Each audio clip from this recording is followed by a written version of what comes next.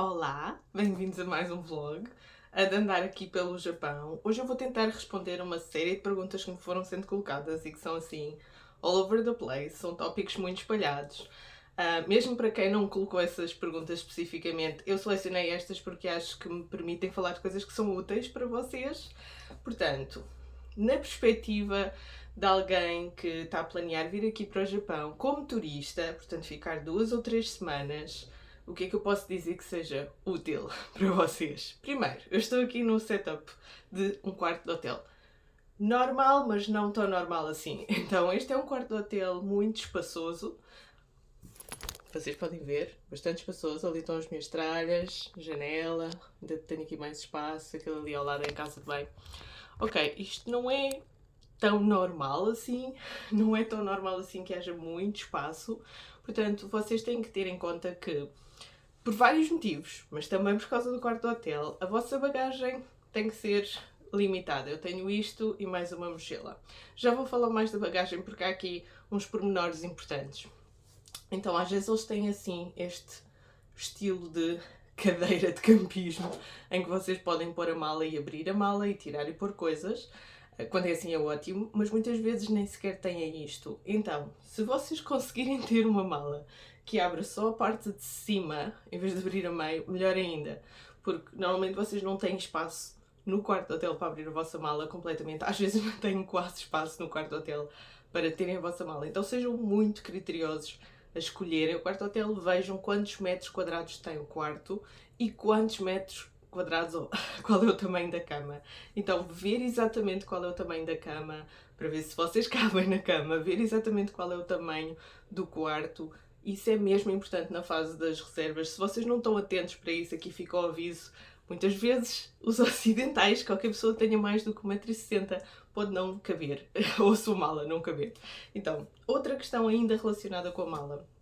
Esta mala com a qual eu ando por aqui, apesar de andar por aqui meses seguidos em trabalho, mas esta mala entra no critério que está estabelecido nos meios de transporte do Japão. Isto é válido oficialmente para os transportes ferroviários. Entrou em vigor em 2019 e também para o metro e também para o autocarro, ou seja, os rodoviários também, transportes públicos desse género. Mas não oficialmente também é seguido em todos os outros espaços. Ou seja, vocês andarem na rua, vocês andarem de metro, vocês andarem de um lado para o outro, há um tamanho máximo das vossas malas. Então qual é o critério? O critério é a soma das medidas das malas. Os 3 vetores têm que dar até 160 centímetros. A regra chama-se luggage 160. Significa que vocês medem a espessura, a largura e a altura das rodinhas à pega e a soma dessas medidas em centímetros tem que dar até 160.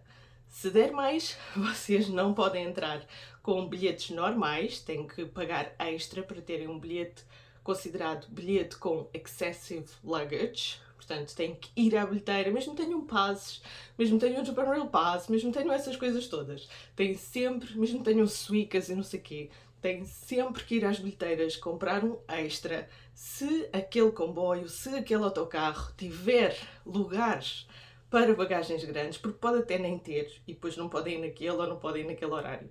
Portanto, e depois não podem andar em outros sítios com as malas de um lado para o outro, por exemplo, não podem andar no metro. Então, é muito chato vocês terem bagagem acima daquilo, não é prático, acima daquilo que os japoneses recomendam. Portanto, tenham essa coisa, tenham isso em conta. Depois, outra coisa que eu também verifiquei é que, desde o regresso ao normal do turismo aqui no Japão pós-pandemia, algumas coisas que eram feitas antes tornaram-se o sistema.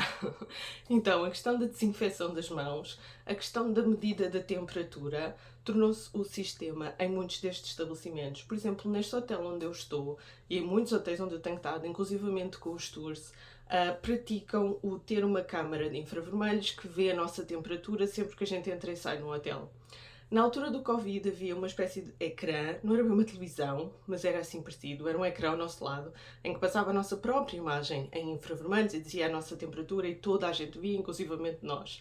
Agora isso já não existe. O aparatos já não existe. Mas o sistema está lá o aviso, eles mandam-nos mensagem antes na altura em que fazemos o check-in, mesmo que façam pelo Booking ou por outros websites, eles mandam-vos mensagem, olhem que nós temos esse sistema e tal. E é praticado em quase todos os lados. Alguns sítios não vos mandam as mensagens, alguns sítios não mandaram mensagem, depois eu cheguei cá e também praticavam.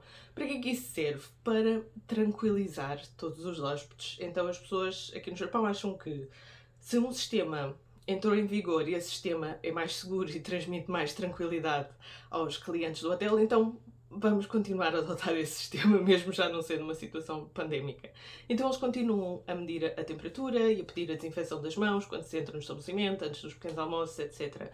E realmente eles têm o critério de, se vocês tiverem febre, eles reservam só direito de contactar as autoridades de saúde e vocês terem que fazer quarentena e testes e não sei o quê. Portanto, sim, isso ainda existe aqui no Japão. De uma maneira geral, a situação agora é irrelevante a nível do Covid. Claro que passou a fase das gripes do inverno, toda a gente usa máscara. Agora já estamos na fase das alergias, dos pólenes da primavera, toda a gente usa máscara na mesma. Outros avisos que eu queria aqui fazer em relação a andar aqui de turismo no Japão. Tenho verificado que, um bocado, se vocês estão a planear uma viagem ao Japão, já se devem ter cruzado com este assunto.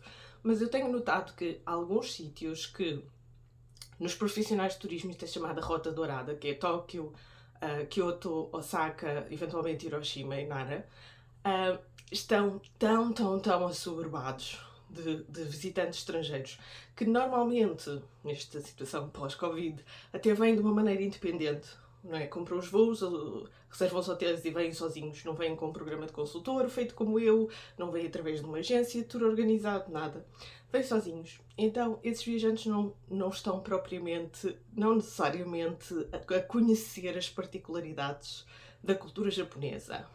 E isso introduz ali fricção com os residentes locais, porque o volume é tão grande, o volume é incomportável, é insustentável, nem esses espaços estão preparados para lidar com esse volume de visitantes e muito menos com essa tipologia de visitantes.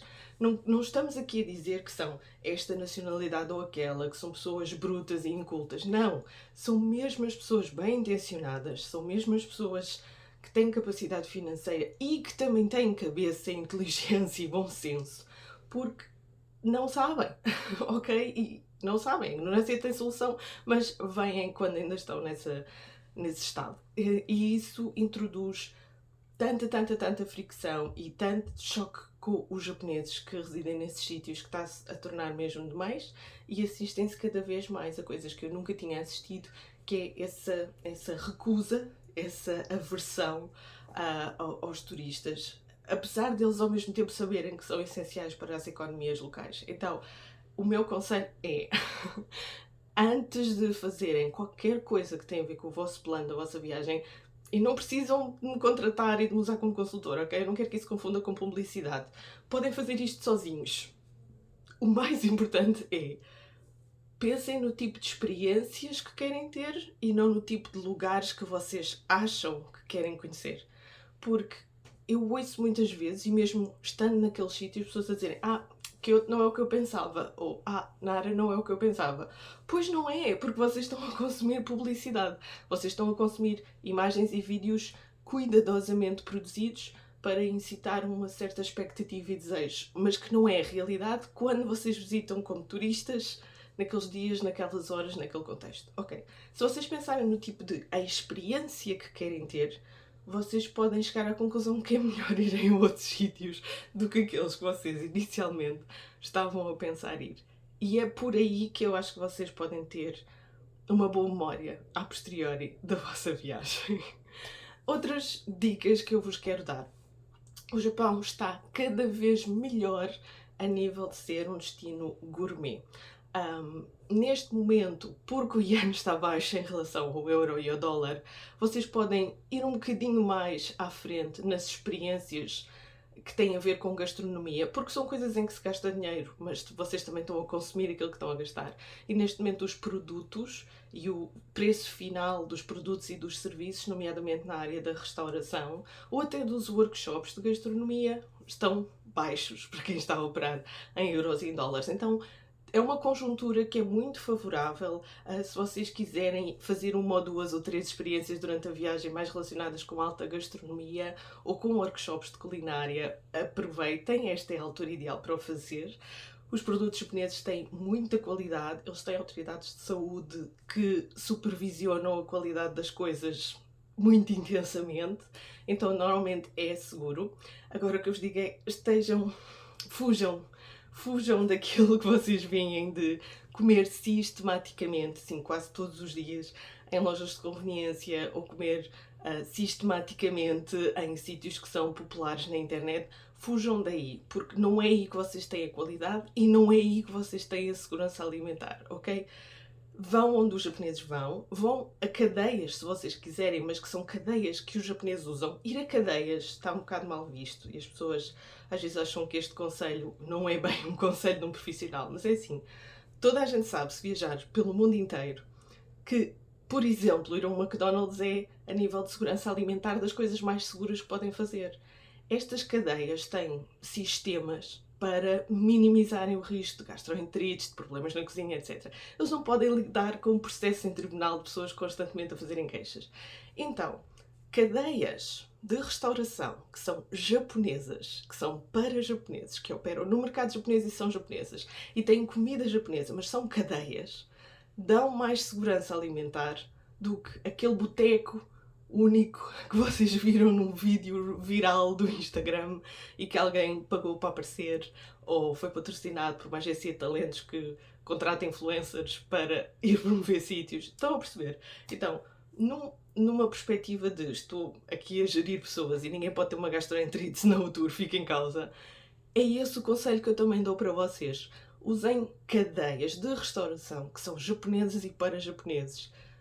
Porque se vocês forem simplesmente aquilo que está a ser feito no meio da rua e que tem que atender pessoas muito rapidamente e que não tem tempo de limpar os utensílios entre cada utilização, isso pode correr mal, ok? Portanto, sim. Então, para já, assim, rapidamente, em menos de 15 minutos, estas são as minhas dicas. Se vocês quiserem saber mais, perguntem. Eu estou por aí nas redes sociais. Os vídeos mais longos, os vlogs mais completos de este sítio, fui visitar este sítio, como é que lá se chega, quais são as características deste sítio, a nível de história e de cultura, o que é que tem para oferecer e tal. Esses vlogs mais longos eu vou criar depois, quando tiver mais tempo. Agora estou na fase da prospeção, portanto, esperem por eles, que subscrevam o canal, uma grande beijoca e eu vou continuar a andar por aí.